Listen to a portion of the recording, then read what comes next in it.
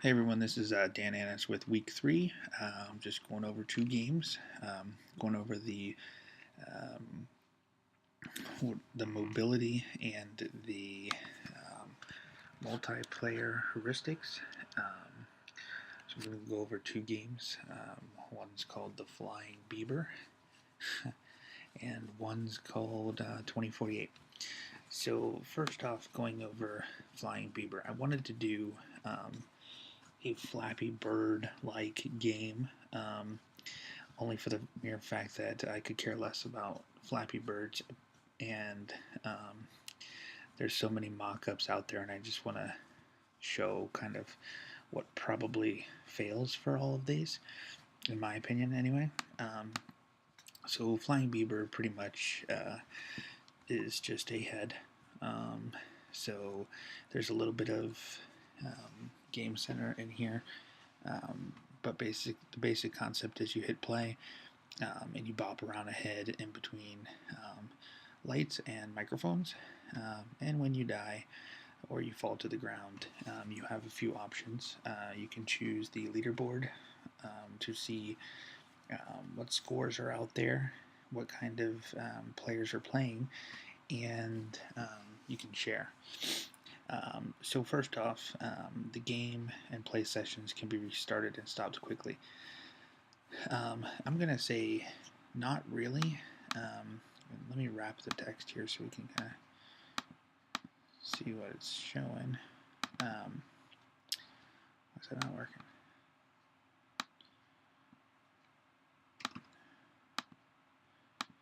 Alright, there we go. So basically, the gameplay sessions can be started and stopped quickly. I said no for the mere fact that this game goes by way too fast. There's no way to control what. There's just no way to start. There's no way to end it. It doesn't even handle interruptions, which is down here on the third section. If the game gets, there is no pause, first off, and if the game gets interrupted, you're pretty much starting from scratch. So as far as those 2 issues, the first and the third, I gave major marks on those.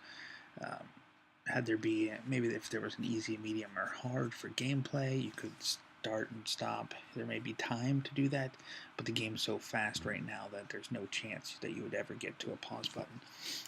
Maybe a long hold would let you pause the game or save it, but really there's no hope as far as that goes. And then when we go over to the multiplayer heuristics here, the end of game screen, there is a share button, and that share button does allow you to, well, what it does is it takes a screenshot of your score, and then if you want to, post it to Facebook or Twitter, you actually have to go to your camera roll and grab that image from there. And I've made that a minor issue, but really it should be integrated to Facebook automatically since iOS has that feature. You should be able to tweet or post on Facebook with the end game screen. There are reasons to communicate, sure, scores, that kind of stuff. Leaderboard, the game helps players to find other players. The leaderboard, you can find folks, but there's no way to integrate any of your Facebook friends or anything like that to try to play this game, to challenge, to share the app, that kind of stuff. So that one really, it's a minor issue since you can find folks, but I do think there's a better way to do that. Game supports groups and communities. There's no grouping communities involved in this. I don't really know how you could integrate that, but I did say that that's kind of a big deal that you can't support groups and communities. As far as the design and deviant behavior and effects on the network, I didn't really see anything there. But overall, this game, I would say, gets the low points and fails because of the scores that, because of the social interaction, I should say, that is not in this game. So the second game that I want to talk about, and it is called 2048. It's funny that I recently just came across this game actually on the web, and when I was scrolling through the games, I saw it on um, the App Store. So I wanted to go ahead and download that and talk about that game. So the object of the game is to swipe left, right, up, down, and by doing that, when I swipe down here, this would create a 4, and it does it by twos. So 2, 4. Again, if I swipe to the left, there's 4 and 4. I can make that an 8. And as I get bigger and bigger, I get larger numbers. And so, I could slide this over here. That would give me an 8. This one would be over here, so I could slide it down, get my 16, go to the 16, then get 32, that kind of thing, and just keep going. The object is to get this tile to say 2048. I think the highest I've ever gotten is some 256 tiles. But it's a pretty fun game. It does integrate a leaderboard and some share options, which I'll talk about. It's pretty addicting, though. So when your game's over, you have the ability to share your score. They do give you a list of options, but not a whole lot of um, things as far as social, as far as communicating to other folks about the game. There is the leaderboard. The leaderboard tells you, it looks like I got 1080. Maybe that's my points. It does allow you to see leaderboards. Not sure how this guy got this score. Looks a little fake to me compared to all the other people on the leaderboards, but you can do that. There is no challenges, and you can send friend requests, but those are typical of the